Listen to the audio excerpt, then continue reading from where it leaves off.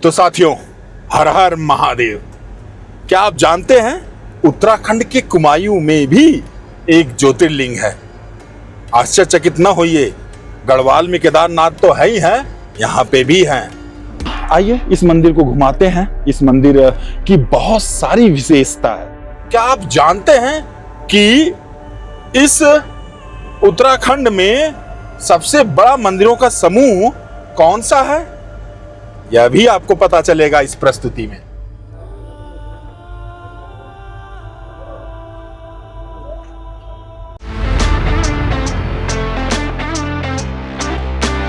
बने रहिए इस प्रस्तुति में, क्योंकि हम आपको ले जा रहे हैं जागेश्वर धाम। आप बहुत सारी पौराणिक तथ्यों से अपने आप को उजागर करेंगे। साथियों, जब तक हम जागेश्वर धाम पहुंचे तब तक आपको यही बता दें कि आप पहुंचेंगे कैसे। देखिए, हम दिल्ली से आए हैं। दिल्ली से जागेश्वर लगभग 380 किलोमीटर की दूरी पर है। और आप रूट जो लेकर आएंगे, जो हम लेकर आए, कम से कम वो बता देते हैं कि हम दिल्ली मुरादाबाद होते हुए नैनीताल, काला डूंगी मार्ग से नैनीताल घुसे। नैनीताल से आगे बढ़े तो कैची धाम वाला रास्ता इन्होंने ब्लॉक किया हुआ था, तो हम रामगढ़ मुक्तेश्वर वाले रास्ते से होते हुए अल्मोड़ा आए। अल्मोड़ा से 30 किलोमीटर की दूरी है जागेश्वर धाम। तो जब भी आप कैची धाम, नैनीताल, अल्मोड़ा या कुमायूं के क्षेत्र में आए तो जागेश्वर धाम जरूर जाए। और कुछ इस तरह पहुंच सकते हैं। रोड की कंडीशन अभी तक जो हम ने देखी, ऑलमोस्ट 99% एकदम चकाचक रोड है, मतलब मस्त है। आपको उतनी कोई दिक्कत नहीं होगी। आप अपनी सेडान से लेकर हैचबैक लेकर भी पहुंच सकते हैं इस ज्योतिर्लिंग जागेश्वर धाम में। तो साथियों, इस मोड़ पे आएंगे तो सीधा चले जाएंगे पिथौरागढ़। 3 किलोमीटर जागेश्वर जो दिखाई दे रहा है। हम यहाँ पे पहाड़ी खाना खाने के लिए रुक रहे हैं।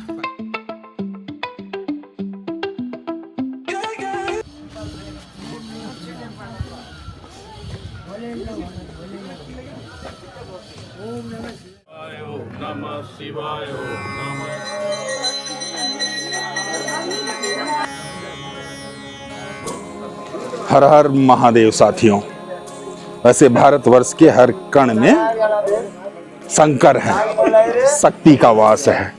यह 125 मंदिरों का समूह है।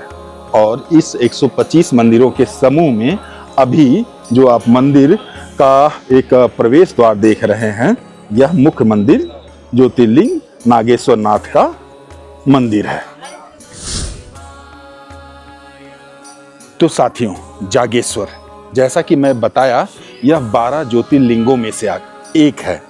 आप सोचेंगे 12 ज्योतिर्लिंग के रूप में कुमायूं क्षेत्र में, उत्तराखंड में तो एक ही ज्योतिर्लिंग है, केदारनाथ। ये दूसरा ज्योतिर्लिंग नागेश्वर यहाँ पे कैसे?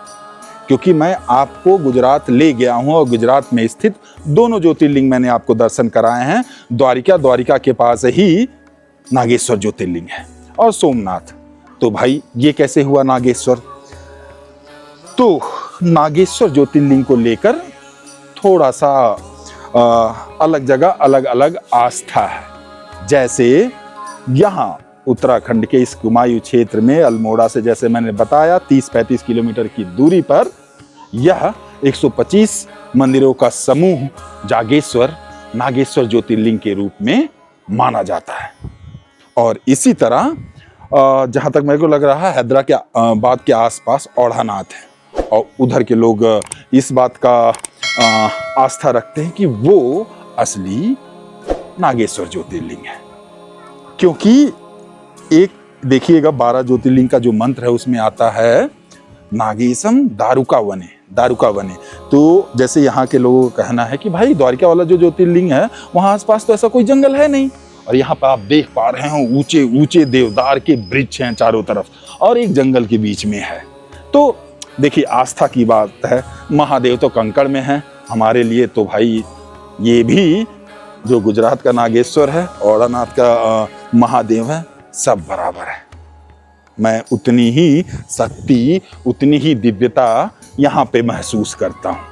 आपको यह बात इसलिए बताना जरूरी था, क्योंकि यह प्रश्न आपके दिमाग में जरूर से जरूर आएगा। और क्या, आइए इस मंदिर को घुमाते हैं। इस मंदिर की बहुत सारी विशेषता है। यह मंदिरों का निर्माण लगभग 14वीं शताब्दी से लेकर 8वीं 9वीं शताब्दी तक हुआ है।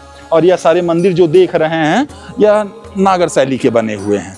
चंद, कत्यूरी, ये राजवंशों ने यहाँ पे इन मंदिरों का निर्माण कराया है, क्योंकि अधिकतर क्षेत्र उत्तराखंड के चंद वंश और कत्यूरी वंश ही शासन किए हैं। बाद में देखिए इतिहास तो इतिहास है कि अंग्रेज आए, डोगरा आए, वगैरह वगैरह, वो तो बात की बात है। 9वीं शताब्दी के सारे मंदिर जागेश्वर उत्तराखंड के सबसे बड़े समूह वाले मंदिरों में से आता है। जहां तक मुझे पता है शायद सबसे बड़ा ही समूह के क्षेत्र में है। 125 मंदिरों का समूह और कहीं नहीं है। कई मंदिर हैं, जैसे मैंने भारत का दूसरा सबसे बड़ा शक्तिशाली सूर्य मंदिर कटारमल दिखाया, वहां पे भी लगभग 45 या 47 मंदिरों का समूह है। बस तो इस तरह से यह मंदिर यहाँ पर जब आएंगे तो बगल में आप एक नदी भी बहते हुए देखेंगे, वह है जटागंगा। और इसी के बगल में शमशान है। शमशान का तो महिमा मत पूछिए महादेव को जोड़ के, क्योंकि काशी में तो मैं सब कुछ आपको पता चला कि मणिकर्णिका घाट वहीं शमशान में तो वास करते हैं। तो ज्योतिर्लिंग के अगल बगल या शिव जहाँ रहते हैं वहाँ शमशान हो तो कोई आश्चर्य की बात नहीं है। और ये भी आश्चर्य की बात ना हो कि महादेव मंदिर न छोड़ के शमशान में बैठे हों, क्योंकि उनको शमशान बहुत प्रिय है, क्योंकि वहाँ 24 घंटे राम नाम का नाम लिया जाता है। चलिए आइए मंदिर दिखाता हूँ आपको। यहाँ पे सिर्फ महादेव ही नहीं है, माता रानी भी हैं। पुष्टि देवी का यहाँ मंदिर है, जहाँ पर माँ महिषासुर को मारते हुए सिंह में विराजित दिखाई गई हैं। उसके साथ यहाँ पर नंदा सुनंदा देवी भी हैं और राम भक्त हनुमान तो है ही हैं। इसके अलावा लकुलेश, दंडेश्वर, बटुक भैरव, नवग्रह के मंदिर और मुख्यतः बाकी सारे जो मंदिर हैं उसमें विराजित हैं महादेव का शिवलिंग के स्वरूप में। हर हर महादेव। तो साथियों, हमारे मित्र सत्यांशु भी पीछे जो ब्रिज है उसे देखकर एक आश्चर्यचकित भाव से निहारने लगे। तो मैं सोचा कि आपको बताता चलूं सत्यांशु, इस ब्रिज को बहुत गौर से देखोगे तो एक ही जड़ से जैसे लग रहा है दो वृक्ष निकल रहे हैं। तो यहाँ पे भक्तजन इसको अर्धनारीश्वर स्वरूप में देखते हैं।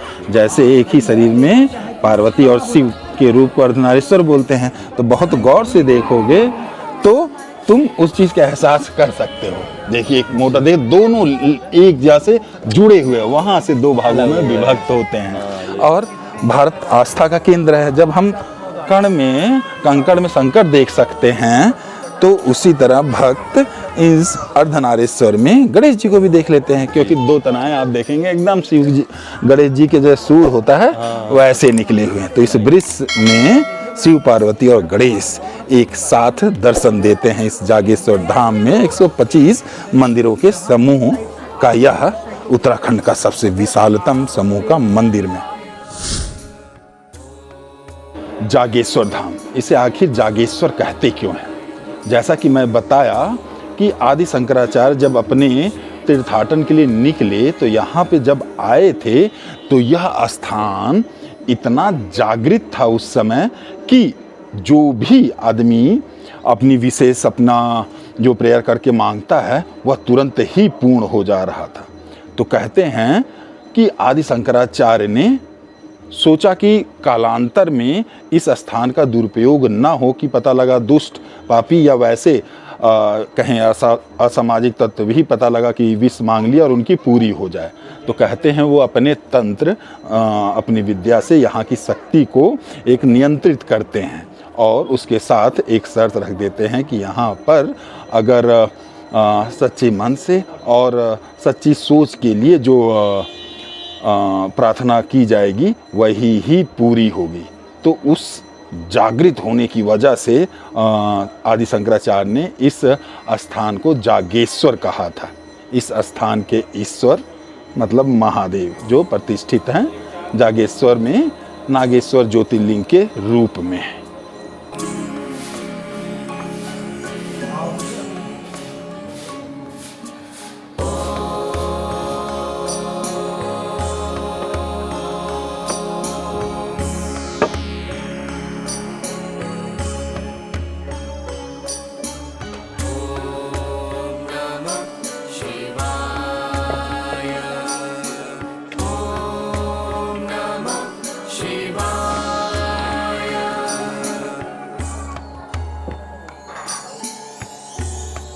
कर्पूरगौरं करुणावतारं संसारसारं भुजगेन्द्रहारं सदा वसन्तं हृदयारविन्दे भवं भवानी सहितं नमामि। हर हर महादेव। जय शिव शंभू, जय भोलेनाथ। हर हर महादेव, हर हर महादेव, हर हर महादेव।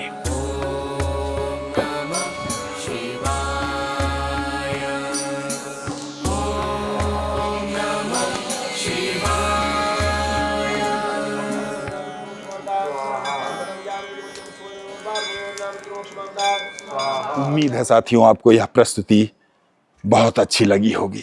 महादेव और इस मंदिरों के समूह को देखकर मन प्रफुल्लित हो गया होगा और मेरा उद्देश्य भी यही है।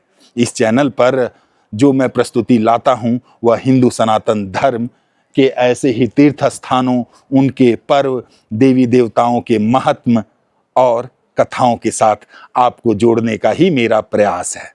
और इस प्रयास में अगर आपका प्यार मिले, आपका सपोर्ट मिले तो बहुत ही ताकत मिलती है, थोड़ा जोश मिलता है। तो अपना प्यार दीजिएगा इस चैनल को। Please like share and subscribe the channel donkey monkey and traveller guys. Har Har Mahadev.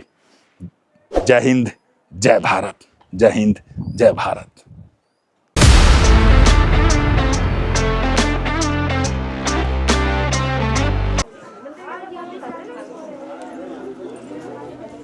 जय हो बटुक भैरव,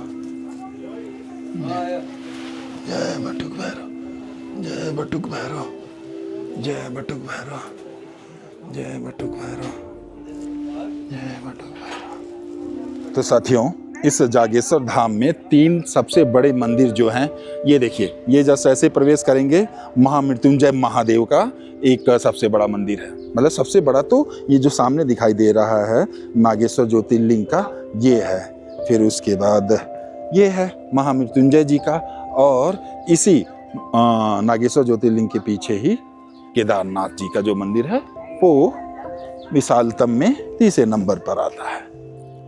के पास भी आपको प्राचीन चंडिका मंदिर दिखाई दे रहा है, इसके भी दर्शन करने होते हैं। तो यहाँ पे बहुत सारे मंदिर हैं। इस जागेश्वर के आगे हम बताएं तो वहाँ दंडेश्वर महादेव का भी लगभग 10-20 मंदिर का समूह है। जस्ट इसके आगे ही जहाँ पे शिव को सप्तऋषियों ने दंड दिया था और महादेव ने वापस दंड दे दिया था सप्तऋषियों को, जाओ तुम आकाश में एकदम टंगे रहोगे, क्योंकि उन्होंने महादेव को गलत चीज़ के लिए अपने संशय की वजह से श्राप दे दिया था। यही है।